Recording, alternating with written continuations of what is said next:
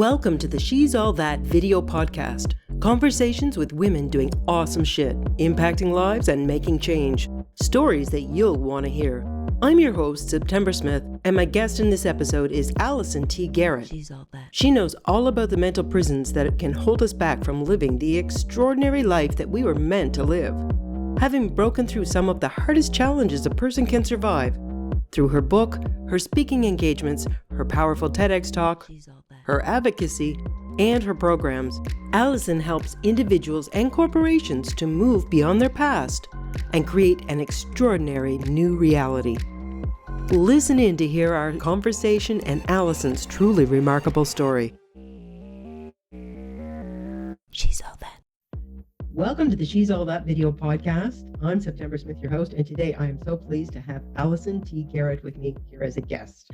Allison first hit my radar when I stumbled upon her on a TEDx talk. I was seriously blown away. I had to discover more about this person. So I went hunting, and what I found out was that Allison is an award-winning national speaker. She's a TEDx speaker, which is how I found her. She's an author of the book, I Was, I Am, How to Move Beyond Your Past and Create an Extraordinary Life. She's a certified life coach, and she's the CEO of multiple entrepreneurial ventures. Pretty outstanding woman. But what was really intriguing, Allison, was how you presented in that TEDx talk and what it represented. Tell me a little bit about that. Yes, well, thank you so much, September, for having me. I wanted to make my talk impactful, and I was trying to think of a way to represent what I was trying to share. And it was basically where you are today and where you want to be, or maybe where you have been in your past and where you want to move to. So I had a very unique experience in that in my life. So I decided to wear a prison jumpsuit and handcuffs. And at the end of my talk, I released the handcuffs and I unzipped out of that prison jumpsuit, and I had on my cute dress and I put my shoes on, and I walked off the stage. And to me, that represented me walking away from all of the things in my past and walking into this extraordinary life that I knew could belong to me. And it was so shocking. And that is why you do call yourself the prison break coach, America's prison break coach. So just to give us a little bit of background, you were one of millions of young American Black women who found themselves in that school to prison pipeline. Yes. And young women or women of color, it's 1 out of 16 women of color will find themselves imprisoned at some point in their life, as compared to white women, where it's 1 in 111. And Black girls in schools tend to be put in juvenile detention twice the rate of white girls and end up leaving school at a much greater rate than any other demographic. Absolutely. Who ended up in that cohort? How did that happen? Well, my entire life had been, really tough. I was born to teenage parents. I ended up being in a foster home. They ended up adopting me, but they passed away while I was still in 8th grade school.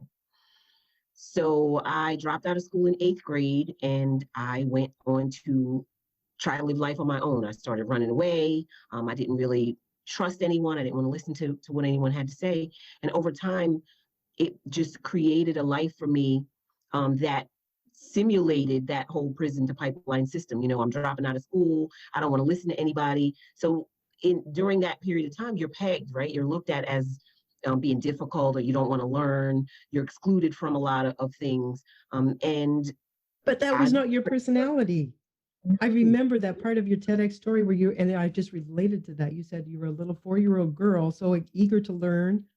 And you had that experience in school where the teachers just shut you down and pushed you out and shut me down when I said I knew something, and once I showed her I knew it. So I feel like I went through life really afraid to speak up or say what I really knew, because in my mind it meant that I would get excluded, I would get punished, and that was a very traumatic experience for me at a very, very young age. And remembering that, like I remember the teacher, I remember the day, pretty much I can remember what I had on, and it's something that you don't really know that it has an impact on you until you find yourself as an adult and having struggles and challenges in every area of your life. And that was me. Yeah, I relate to what you're saying. Like, I remember everything about that day. Yeah. I mean, the things that do really shape us are that vivid decades later.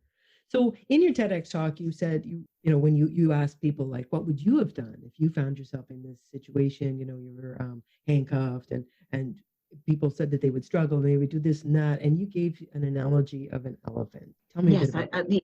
the elephant to me, so people always have an idea of how things are supposed to be, right? And that's typically how we get judged or we judge others. So I find myself in a situation. So now I'm going to ask you, what would you do if you were, handcuffed, shackled, blindfolded, thrown into a cage? What would you do to escape? So most people already have it mapped out. They know what they would do. They would take this handcuff off. I'm going to get on the floor and call for help. But when I looked at that, I learned that elephants, when they are in captivity, they are tied to a thick rope and a heavy chain every single night as babies. So at some point, the elephant forgets that it has this massive power. That's how you see elephants in the circus, and they're so obedient to the ringmaster. Because even though the elephant has the ability to pull away, it won't, because it tried and failed so many times that it eventually gives up. And not just that one time, but for the rest of its life. So I feel that we, more specifically women, we have these instances in our lives where we decide that we're going to give up and we're not going to ever try again, just like the elephant. We just don't even believe that it's possible. No, you don't believe it's possible. When you no longer believe that it's possible, or you give up hope, you stop trying and you just accept the situation. That's exactly the way it is. That's why we stay in stuff for way too long, because we eventually give up and don't try anymore. We just don't even realize we do have any agency in our own life. Oh, so you forget about your power. Yeah. So if you had lived the bulk of your life in a situation where you were like repeatedly reminded you have no agency, you have no power, you are not in control of your destiny, what was that point at which that things flipped and now you look at things in terms of we were born to be extraordinary? Yeah, well, it's funny because I don't think you know that it's coming. You don't even know that moment until you're in it. And that moment for me came when I was standing in front of a judge and being sentenced as a habitual offender, given a 7-year prison sentence for a nonviolent offense.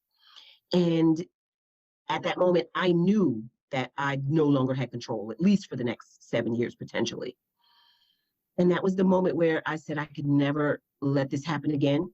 I have to figure out why I am the way I am, or how do I move from where I am to where I want to be, recognizing that there was more inside, but I had not yet tapped into how it was going to happen. This And was that was the that difficult moment part. in the courtroom?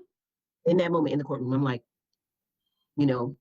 led away. I was even asking for time to prepare. Can I prepare because my kids don't know that I'm here?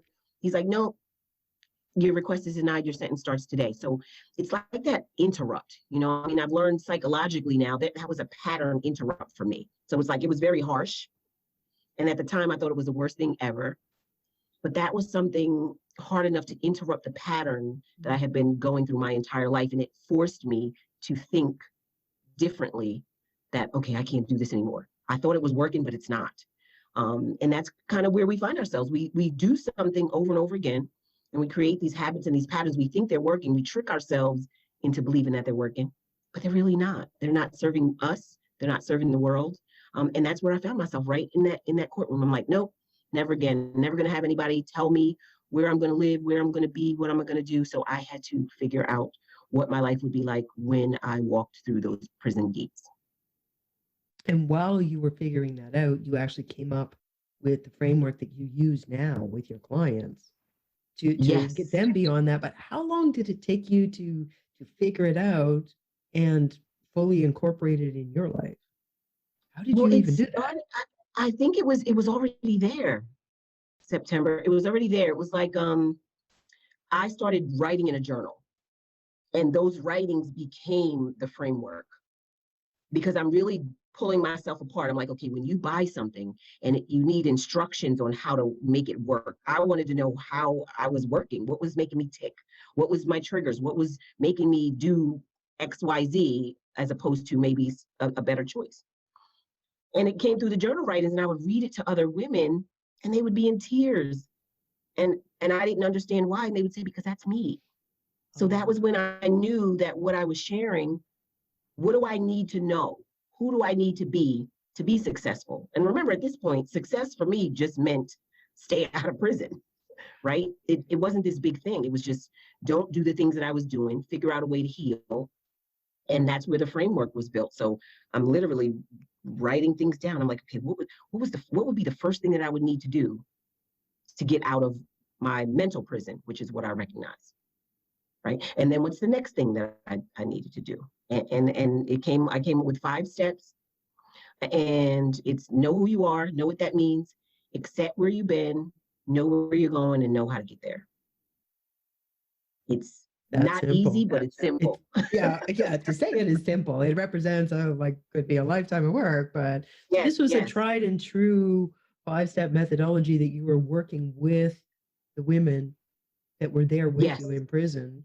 Did you find that it was everybody was feeling like was everybody in the same mental prison? Everyone was in the same mental prison based on the experiences of their past that had hurt them, scarred them, affected them in some way that had never been resolved. So it evokes emotion to start talking about things that you've never said. Those things that I was writing down, I never said to anyone. And then you shared it. I shared it, and they're like, that's me. Even if it wasn't the same thing that happened, it was the same experience or the same feeling of rejection or being unworthy or no one listening.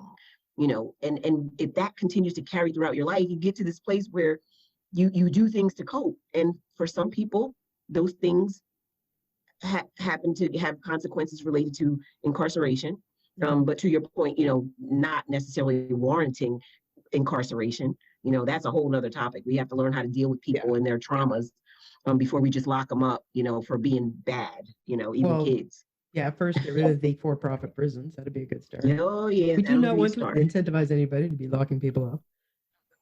Yes. So you were actually healing a whole population of women were there with you. And it's very cool to see where everyone is today. Like, people would say you can't make friends in prison. Nope, I've made a lot of great friends. We continue to support one another in things that we've done, but it's something that I didn't believe existed, right? I felt like I had to heal myself because, I could take an anger management class or I could take a parenting class, but those weren't my challenges. There wasn't anything specific to help me get through, my time in prison so that I could come out and be a better person. So I'm like, okay, I got to create it. It doesn't exist. I got to create it. Yeah. Yeah. So this 5-step system that you created is what you call the Prison Break Success System. Copyright. Yes. And you're now using that. You're still using that with your clients. Absolutely. Yes. So now that you're using that, and it's some men, some women, I'm assuming. Mostly men, but I say like a few brave men. So, definitely women are my passion, but the system would work for anyone who's, open and ready and willing to try it. I personally believe that, you can gain a lot of information from, men or women. But I personally believe that there's a different set of instructions for us girls. And also I find, especially in a group setting, women end up reacting different and modifying their behavior if it's a mixed gender group. And if you're just there to help women, then sorry guys, we'll do you on another round. But yeah. Yes, that's exactly it. It creates more of a safe space. So, but I have, as I said, I lurk you on social media. I don't lurk you, but I have seen some of your posts. Nothing creepy or anything, but I have seen some of your posts. So good. And I've seen the response from, people that obviously are ex-clients or current clients of yours, and it's men and women saying like, oh, you're amazing and you had such an impact on my life. But I noticed that you had said that you primarily work with women from 40 to 55. Now, what's going on? Because I run, before, when we could actually go places, I run a retreat for women 50 plus to reset and relight their fire. So what's going on in your estimation with that demographic of women? Well, you know what it is? When I went to prison, I was 37. And I feel like when I was going through the work, I started to recognize so many things about me that I had uncovered or that I had never been able to do, or I just stopped dreaming, right? So I feel that population of women, or, like myself, we spend so much time taking care of everyone else. I could probably tell you the numerous women who have a problem with when you say take time for yourself and self-care and you can do it and don't feel guilty. They don't even know how to do that. Yeah. So I feel like that's the age where your kids are kind of growing up. They might be on their way out of the house, or they don't really want to be around you anymore. They want to be with their friends, so you don't have that safety net. You may be in a relationship where you've grown to not even know each other anymore because you've spent so much time caring, or maybe you've catered so much to your spouse or family. Maybe at that age, you also have parents that you might be taking care of. So I feel like that's a very specific age group in which we don't remember the things we like or love. We've given up, like the elephant, on even trying to figure out what is it that we want to do. And we just accept life just the way it is. And we trick ourselves into believing that we're just fine. Oh, it's fine. I don't need all that. I don't need that. But when you dig into the heart and the soul of a woman who is ready, and can tap into those things that she has forgotten about, you could just see. I have an exercise where I tell women to just close your eyes and just tell me what an ideal day would look like. Pretend this is your world. You have a magic stick and you can do whatever you want. And I want them to be so specific. They're like, oh, I'm waking up and the sheets smell like clean linen and they're white and the window is open and there's a breeze, but I can smell bacon cooking in the kitchen. Like, that serious, but they're not doing that. They're running out to the grocery store with a baseball hat on and almost pajamas to get last minute things, and we just forget. We forget. So that's why that age is key for me. So are you finding that all of the women that you're dealing with, is it pretty straight down the line that they all have a very similar mental prison that they're in, or are there varieties? Have you discovered certain columns of, okay, they're dealing with that, they're dealing with this? Yeah, they all are dealing with something, maybe a different scenario, but they're all similar in a way that they're doing something that they either don't really want to do anymore, or they want to do something else and they don't know how. So they could be a professional woman working in an office, but she's pulling up and she's feeling sick to her stomach because she doesn't want to do that. She really wants to start her own business, but she has to do this 9 to 5 and this is what she knows. Or, just they just don't know how to dream again. They want to do something, they don't remember how to tap in. So it's in relationships, it's in friends and family. It's they're doing everything for everyone else, and they have forgotten who they are and what they need for themselves or desire. One thing I add to that whole paradigm for that demographic is that up until this point in our life as women, we've been kind of handed playbooks either by school, you go do this, and or This is what you do. societal. You get married, you have kids, you have your job, you do this, Yes, and then this yes. is the first time in your life where it's like, hey, babe, it's time for you to write the script here because there is no playbook for this. Nobody's going to be telling you what to do. So having someone like you to help them break out and figure out, no, life should be extraordinary. Yes, it should. And you said it, because that's where we're programmed. We're programmed in, when you're in grade school, it's like you're programmed. All you need to be thinking about is going to middle school. All right, now you're in middle school. All that everybody cares about is preparing for high school. All right, now you're in high school. Everyone just wants you to get ready for college. Then after that, like you said, all right, time to get married, have some babies. Okay, raise these kids and be the soccer mom and, go to church. And you're programmed to do that. And then all of a sudden it's like, now what? And nobody's there telling you. I've done all that. Now what do I do? Well, I've always wanted, and some of the things are just so simple that women want to do. And they're saying, well, you know what I've always really wanted to do, but I just never really had the time, the money, the resources, just the idea of it all. So that's it. So once I learned how to do it and I started doing it, I was like, I just don't care. I want to wake up when I'm done sleeping. It was as simple as that for me to start. Like, I have to own my own business where I show up when I want to show up. Which is one of the beauties of entrepreneurial lifestyle. Yes. It's a lot of work. If I don't want that early meeting, I'm like, what's the schedule like in 2 weeks? Like, I can put it off. So when people work with you and you help them identify what is the mental prison, what are all the facets of that, and then help them break out of that, what does life look like? What do the successes of your program look like? It's like true freedom. I mean, I can think specifically about someone that I worked with who was a pastor, Mhm. and it was because that's what the family did. You know, parents were pastors, they were a youth pastor at a church, and there was this tugging. So there was always this like tug, and you I call it like there's certain things that you'll be permitted to do because you can be good at, Mhm. but there's like something more perfect that really like your soul sings. And long story short, she went on to create an organization that still did similar work, Yeah. but it wasn't as confining as it was to church, or what she felt was being like very rigorous, and not really being able to express herself in a way that she did. So it's always great to see when someone can really tap into that thing, Yeah. that they're really great at. That's It's interesting that amazing. through working with you, she did do that breaking free of what was constraining her, but it Hmm. didn't actually end up being such an extreme change in her life. It was just a tweak that made what she was doing much more livable and enjoyable Yes. and fulfilling. Yeah, and that's me. I mean, that's what I do. Like, based on where I've been and what I've experienced, I've always been fascinated with, and how behavior just always was very intriguing to me. But I couldn't be a psychologist by trade because the law says that no matter how many years it's been and how successful I am, that's a profession that I would be banned from providing services for. So Really? really, yeah, What the there's about hell? yeah, there's several. In my area, there's 218 professions that I could never do just based on the fact that I had been convicted of a felony. Doesn't matter how long ago it was or anything. I can't even be a landscaping architect. Oh my God. I can see the connection there.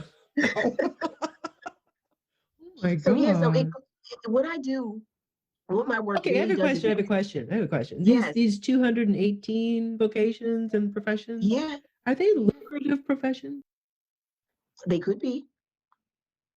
Yeah, So that's they just could. another punishment on top of everything else, including Yes. in most states, if you've committed a felony, you no longer have the right to vote. You know, the United States is only one of 4 countries in the world that have a law like that. Insane. And I voted for the first time in not this past election before that, for the first time because the law changed in my city. Nice. Perfect. Yes. Yeah. So I had no idea. Actually, when you think about it, not allowing somebody to be a psychologist just because they've been incarcerated, they are bringing perspective and skills and a depth of knowledge to that they could be Oh, helping people with. that's exactly why I'm doing what I do, because I know that there's another way, and I teach other people to be resourceful in a similar way. So it's like I'm still doing all the things I love to do, but I'm the workaround. It's Yeah. like the workaround. I get people to really recognize, instead of always thinking of all the things you can't do, Yeah. and that came from my personal prison experience. Yeah. I can't sit around and say that they won't help me. I can't get a job. I got to check the box off. Even if I got a job, it's not a livable wage. So I had to create Got to be innovative. it. So that's kind of what I help do. I compel people to be more resourceful in getting to the place that they really want to be, even if they don't feel like they know how or they feel stuck. Well, that's all you need is a mentor behind you saying, you can do it. We will figure this out. Yes. Yes. Like, what did we say? Okay, we don't talk like that. That's amazing. Oh, I have to ask, how long generally do people work with you how long does it take Um, to make that leap from, like, Depends. I mean, and they don't even leave. Like, it's still like, even when you were saying like the Facebook posts and all the people commenting, and they're still there. There's all different types of levels. So, even if you're not working with me anymore, you're still seeing my posts. Maybe you listen to a video or attend a workshop here and there. Um, but I don't really like to put a time limit on it because it just depends. But my work does help people achieve results faster. So it doesn't typically take that long mhm. um, for someone who's really ready, and they gain that clarity and they're serious about it. They're ready to do the work. What is it that takes a person to the point where they are ready? Have you noticed that there's Oh, a series of things because some people never get there. They never do realize that elephant cord around their leg is actually breakable. yeah, it's that pattern interrupt. It's like that one time where everything that you've been trying to do has been working for you, or you think it's been working for you, and something happens. And unfortunately, it's usually some sort of loss, right? So loss of a job, right? a job that you really were miserable at anyway, but you lose that and then you lose your identity, right? People leaving the military is a great example. I spoke to a group of military men and women not too long ago, and they talked about how, how much respect they get when they're in their uniform and people see them and they, they're offering them coffee. But if you look at what happens to, our veterans in the United States after they are no longer in active service, they're forgotten. Nobody looks at them the same way. So it's sort of like recognizing that they've lost their identity in a relationship. Maybe you were married and you're not married anymore. Maybe the loss of a loved one. You're not that in that role anymore. You don't have that title. I think that's usually it for people when they're ready, because then they're just tired. They're tired, sick and tired of being sick and tired. They know it's something and you don't really know what it is. But that's usually some sort of loss. Doesn't have to be anything dramatic or drastic, but something occurs. And that's why we're seeing a lot of people right now, even in the pandemic, people are coming out of all of the things that they, weren't sure about. It's like, I had some time to sit and be quiet, and this is what I want to do. It's an exciting time. Mm-hmm. It really is. I mean, a lot of things that you think, oh no, I would be happy if this whole pandemic thing didn't happen, but it has really generated a lot of growth and change and energy that's really we've needed it. Yes, it's moving. You gotta get with the move. Gotta get with the move. So when people generally, as you say, most of your clients, the people you work with are women. When they come and they do the work with you and they break out of the prison, and we've discussed, what life now looks like, like the freedom to do and achieve and be what you wanted to be and live that extraordinary life. Some people might hear that and think, well, that's kind of selfish, like what? So you're just like finding yourself or something. But you say there are much wider ramifications to these women breaking free. It isn't just the individual. No, it's not. Me being free liberated my entire family. Because they see you as an example, right? If they see mom doing something that she always wanted to do and not complaining about that thing that she can't do, they catch on, so we become an example. And then most of us, the things that we really want to do, and I challenge people with this too, is most of the time, the thing that we want to do is not really all about us anyway, right? So we spend our lives caring for everyone else. Yeah. So the work that we desire to do would impact other people naturally. It's like, I've always wanted to do this. I've always wanted to work. I've always had a heart for this population. So if you can break free to do more of that and do it showing up authentically, you're now a piece of that, not only in your own family, but in your community. And, you send a woman to prison, you send her whole family to prison. It's the same way. You're in a mental prison, your whole family is in prison, and that impacts the community. Having all these people not really being who they were created to be. So it has a greater impact, community and eventually the world. Yeah. I mean, I've recently been reading a book, The Double X Economy, and they're talking about how a woman's position in society and how happy she is, how free she is, the net wealth she has, the access to work and liberty that she has directly correlates with GDP in that country. So yes, keeping, there's no benefit to not having women be fulfilled and happy. You fulfill and have happy, fulfilled women in your society, it's better for everyone. Absolutely. And I love that you see that and incorporate that in what you're doing. It is. It is. It's like all the things that you want to do. It really involves. It's not you anyway. Like, people might say, "Oh, that's selfish," but no. Guess what? Your light bulb comes on. You're lighting the way for other people. Yes, that Maya Angelou quote about, when a woman stands up for herself, whether she knows it or not, she's standing up for every other woman. We see it now more than ever. Yes. So you yourself are doing that very thing. You are also an advocate for incarcerated women, which that's just so fantastic. Thank you very much for that. And criminal justice involving females and gender-specific programming. Tell me a little bit about all that. That sounds intense. Do you even sleep? I know. Well, sometimes. I think it really is being the voice. So it's just like what I was discussing is, my light comes on, I need to share that light. And there's a lot of factors that go into how traumatic continually a life is for a woman while incarcerated. So it's like you have this girl that's wounded or this woman that's wounded. She goes into prison and there isn't really anything to help her recover. And then you send her right back out into the world. So it's sort of a You just system broke her designed more. to pull you back. Yeah, it goes back Yeah. broken more. Yeah. You know, it's very humiliating. And I feel that there's a lot of programs that are great support systems for women. But what I've learned is it's more effective to be a peer mentor or peer support. So if Yeah. I go in and I tell them they can do it and I don't look like where I came from, there's just a little bit more trust there because they know that I understand, as opposed to someone just saying, yes, you can do it, you're great. And I'm like, I know what it's like to not feel great, look great, come home, lights is off, sleeping in a car, having to walk to the bus stop without an umbrella, the simple things. I know what all that is like. So, the advocacy is really showing people through my work, not like consider myself like a poster child or anything, but I'm an example of how with the right systems and support set in place, women can be successful after incarceration. Mm-hmm. And they need certain things that a lot of the systems are designed where they don't know that. So my advocacy comes into the fact of finding ways to give women dignity while they're serving their sentences and create avenues so that they don't have so many barriers immediately. I mean, when I first started doing this work after my incarceration, it was something as simple as helping someone they don't have money to get an ID card, so then they can't go get a job or sign up for benefits. And then they're just there. They're just like, okay, well, you're in the halfway house. You don't have these things. Dignity. They're carrying their belongings around in a black trash bag.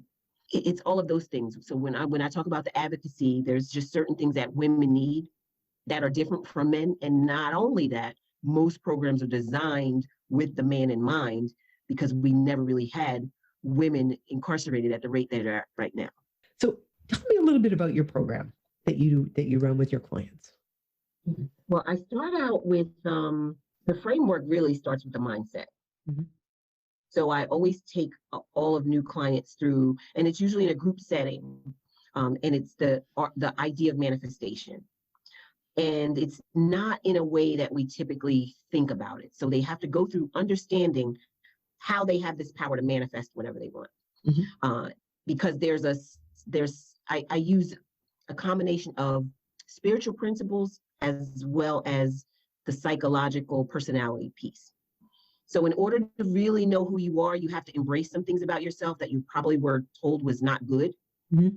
Like, for example? It starts with that. For example, like, all right, think of I always use this example too, like somebody like Kevin Hart, right? He's an amazing comedian. He's the man everywhere you go.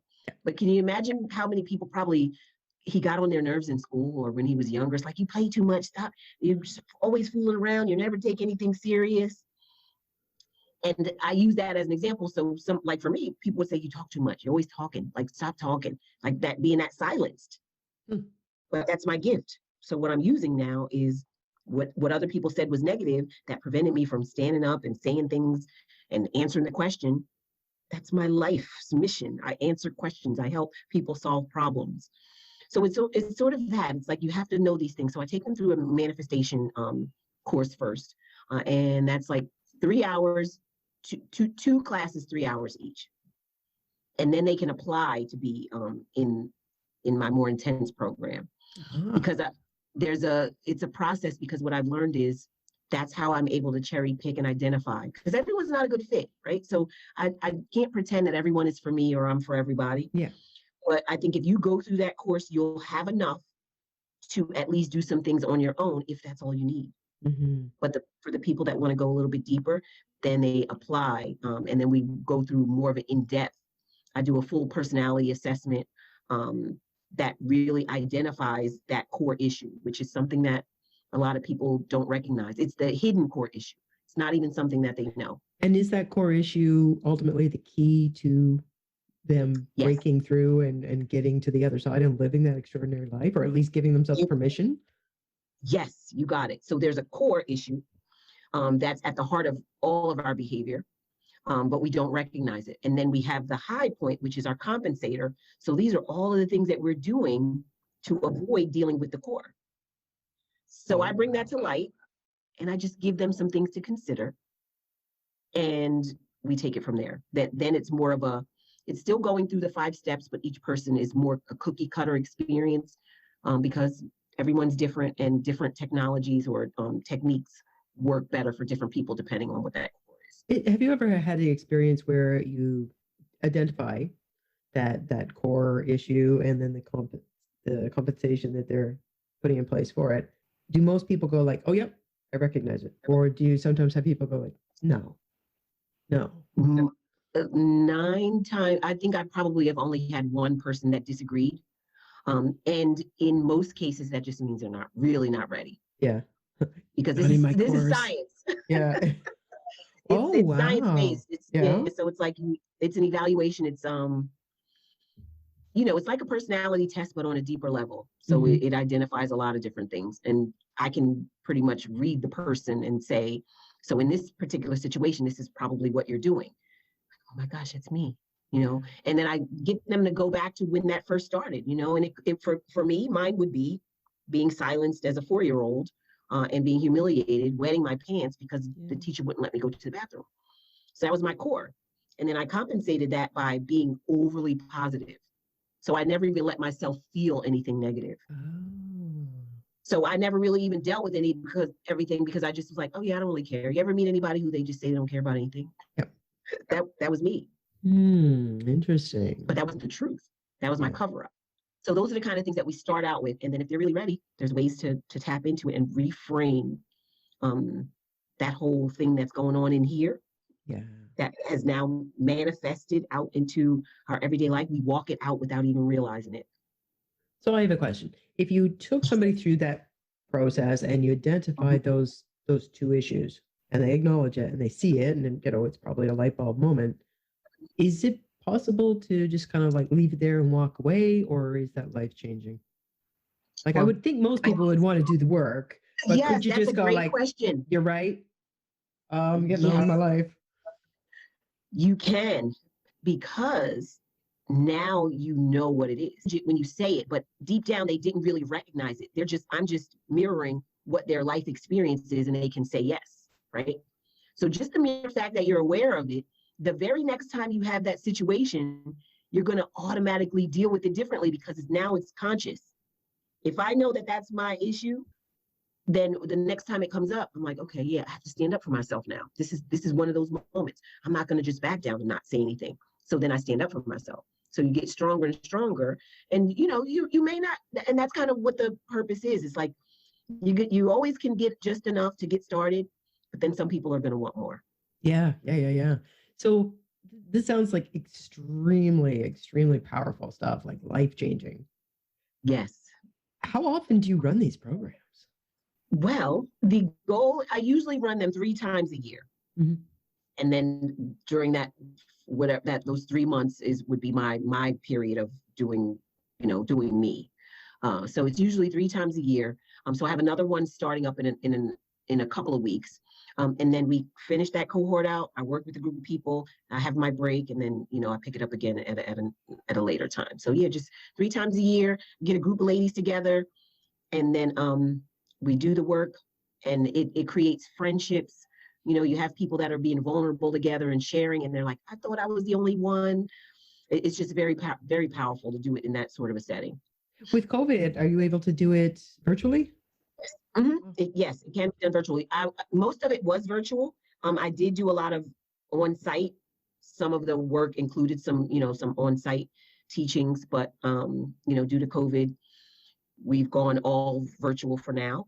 Yeah. But yeah, it could definitely also be like a hybrid model as well. So some of the things that we do, but it's better. I mean, it works out because I don't have to limit myself to live or that could drive to where I am. So it's even that much more powerful to be able to make the impact. Yeah. If somebody wanted to, and if obviously they'd have to pay a premium, do you ever do this with individuals? I have done it with individuals, and it would be more like a VIP. Yeah. So depending on what it was they needed, it could be a VIP for a day, or we kind of just determine what would be needed. But yeah, it can be done. It can be done in a short period of time, and it can be like a one-on-one VIP. Imagine what kind of mind-blowing day would that be? You wake up in the You start, morning and there's highs and lows, you know, but it doesn't take as long as people think to shift a mindset, and then it just takes practice. which I can imagine is why people want to keep touching base with you and following you on Yes, social like I media. know what you said, or you'll be proud of me. Like that's what I get a lot. Like you'll be so proud of me. The other day this happened and I didn't even respond that way, or I hear you over my shoulder. It's phenomenal. It's Oh, it's really rewarding work. that must be just amazing for you to know that you're impacting people like that. Yes, and I don't let them stay in any pity party. That's another thing. That's why I'm the prison break coach. I'm tough. I'm like, yeah, no, not going there today. I'm not coming to the party. Invite me when it's a good party, but no pity party. Love it. Well, Allison, thank you so much for taking the time today to talk to me Thank about you. this. I really It was awesome. this is the mind-blowingness that I had of watching your TEDx talk, the link of which I will be putting in the notes for both the YouTube Yes, and the podcast. thank you. And also I'll be putting in the links for your business so people know how to contact you and find you on social media. So before we go, is there Yes, any one last thing? If there was one thing you wish people would leave this taking away, what would that be? yes. Please take away, if at first you don't succeed, redefine success. And all that means is you can change your mind at any time, but start to define success for you, not for how everyone else has painted the picture for you to be. Love that. Thank you so much. Wonderful. Talk to you soon. Thank you so much for being with us today. Don't forget to take a look down in the notes to find any of the links to the goodies we talked about in today's podcast.